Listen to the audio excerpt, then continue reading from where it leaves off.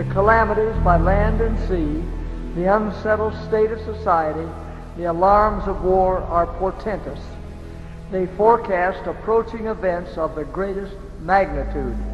The agencies of evil are combining their forces and consolidating. They are strengthening for the last great crisis. Great changes are soon to take place in our world, and the final movements will be rapid ones. The time of trouble, which is to increase until the end, is very near at hand. We have no time to lose. The world is stirred with the spirit of war. The prophecies of the 11th of Daniel have almost reached their final fulfillment.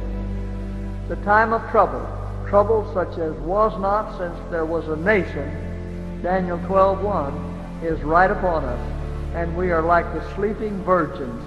We are to awake and ask the Lord Jesus to place underneath us His everlasting arms and carry us through the time of trial before us. The world is becoming more and more lawless.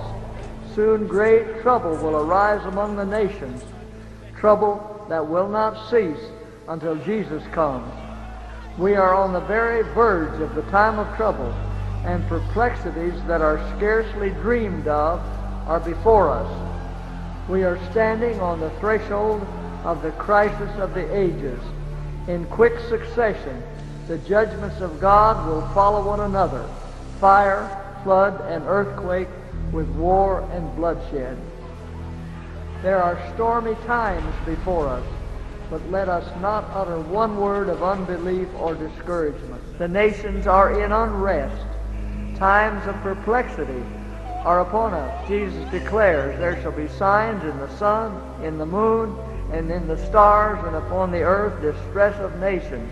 Strange and eventful history is being recorded in the books of heaven. Events which it was declared should shortly precede the great day of God.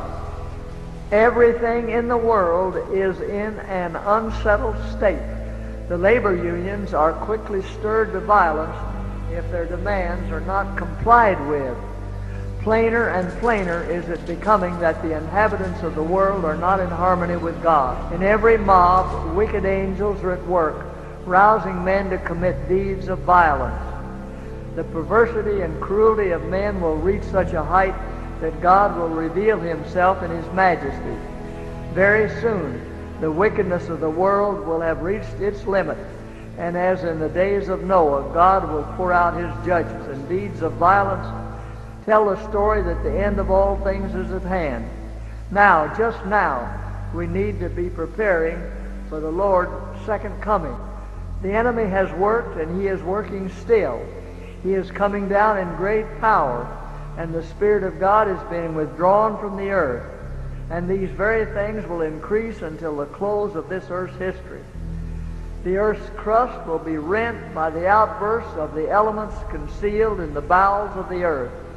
These elements, once broken loose, will sweep away the treasures of those who for years have been adding to their wealth. The waters of the deep will overflow their boundaries. Property and life will be destroyed by fire and flood. We should be preparing for the mansions that Christ has gone to prepare for them that love Him.